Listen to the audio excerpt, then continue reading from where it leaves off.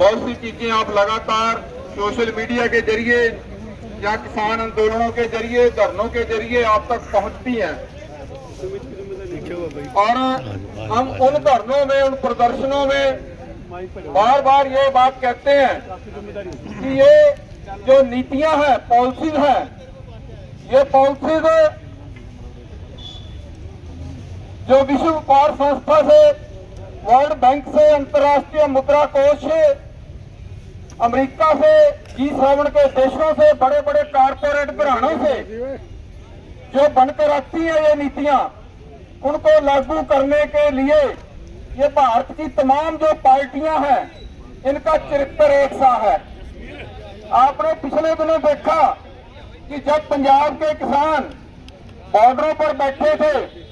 या हरियाणा की सरकार और केंद्र की सरकार उनको दिल्ली नहीं जाने दे रही थी, तो भगवंत मान की सरकार, आम आदमी पार्टी बार बार ये कह रही थी कि ये किसानों के साथ जबरदस्ती है, ये किसानों के साथ धक्का है, दिल्ली देश की राजधानी है, इसलिए किसानों का अधिकार बढ़ता है, किसानों का अधिकार बढ़ता है कि वो केंद्र सरकार को अपनी राजधानी में जाकर अपनी बात कह सकें। अपने को लगता था कि भगवंत मान और आम आदमी की पार्टी की सरकार बहुत बढ़िया बात कह रही है, किसानों के हक की बात कह रही है, लेकिन जो कल वाला एपिसोड है, उस एपिसोड में और जो 5 मार्च को पंजाब के संयुक्त किसान मोर्चा ने चंडीगढ़ कूच का ऐलान किया था, दोनों एपिसोड, दोनों घटनाओं को आप देख सकते हैं कि जो मान सरकार ये कहती थी कि दिल्ली देश की राजधानी है और ये सरकार बीजेपी की उनको दिल्ली नहीं जाने देती, लेकिन दूसरी तरफ जो मोदी सरकार बॉर्डरों से किसानों को जबरदस्ती खदेड़ रही है, 5 मार्च को चंडीगढ़ नहीं जाने देती, तो वही बीजेपी की पंजाब की सरकार, अपना पार्टी बीजेपी पंजाब, वो ये कह रही है कि भगवंत मान की सरकार किसान विरोधी है, चंडीगढ़ हरियाणा और पंजाब की राजधानी है, इसलिए उन्हें चंडीगढ़ जाने से रोकना उनके अधिकारों का हनन है। मेरा कहने का यह मतलब, ये जितनी पार्टियां पूंजीपतियों की, ये कारपोरेट घरानों की सेवादार, उनकी दलाली करने वाली ये तमाम पार्टियां हैं जो ये कहने को चाहे अलग अलग भाषा बोले, अलग अलग वक्त पर अलग अलग बात कहें,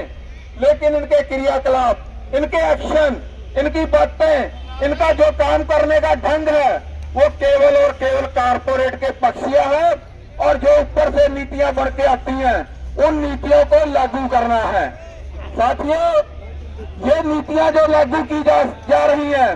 जिनके खिलाफ आप अपने प्रदेशों में और संयुक्त किसान मोर्चा के नेतृत्व में भारत स्तर पर, राष्ट्रीय स्तर पर लड़ रहे हो, खास करके ये जो एमएसपी की मांग है, सरकारी खरीद की गारंटी है, मानते हैं कि ये बहुत बड़ी मांग है, लेकिन हम लगातार इस मांग को जब बातों में अपनी में उठा रहे हैं, अपने आंदोलनों में उठा रहे हैं, तो ये मांग जिसको हम कहते हैं कि भारत सतर की है, अन्य प्रदेशों के किसान भी इस लामबंदी में लगातार शामिल हो रहे हैं। ये जो लामबंदी है, हम जितनी बड़ी कर लेंगे, अपनी बात को जितना बड़े सतर पर किसानों मजदूरों में लेकर जाएंगे, तो ये बात निश्चित तौर पर उतनी मजबूत होगी, हमारे आंदोलन उतने मजबूत होंगे, हमारे आंदोलनों में उतना दबाव होगा और फिर ये बैरिकेड जो लगाए जाते हैं, किसान अपने मुख्यमंत्री तक अपनी बात नहीं सुना सकते, किसान चंडीगढ़ नहीं जा सकते, रास्तों में रोके जाते हैं, पानी की बौछारें डाली जाती हैं, गोलियां मारी जाती हैं, हमारे नौजवान रोजगार मांगते, अपनी शिक्षा मांगते सड़कों पर पीटा जाता है। ये केवल एक कुर्सियां राज है, ये तानाशाही है, ये कोई सरकारों के काम नहीं है, ये जनता का प्रतिनिधित्व नहीं करती है सरकारें, केवल कारपोरेट घरानों का प्रतिनिधित्व करती हैं। इसलिए हमें अपनी एकता को मजबूत करने के लिए घर घर, गांव गांव तक जाना पड़ेगा, लोगों से बात करनी पड़ेगी और अपनी इस्लामबंदी को बड़ा करते हुए इन सरकारों का जबर का जवाब देते हुए हम अपनी जो अंतिम जीत उसकी ओर बढ़ेंगे। इन सितारों के बारे में छोटी सी लाइन है, कहा जाता है कि जबर नकामी होर जबर, जबर नकामी होर जबर,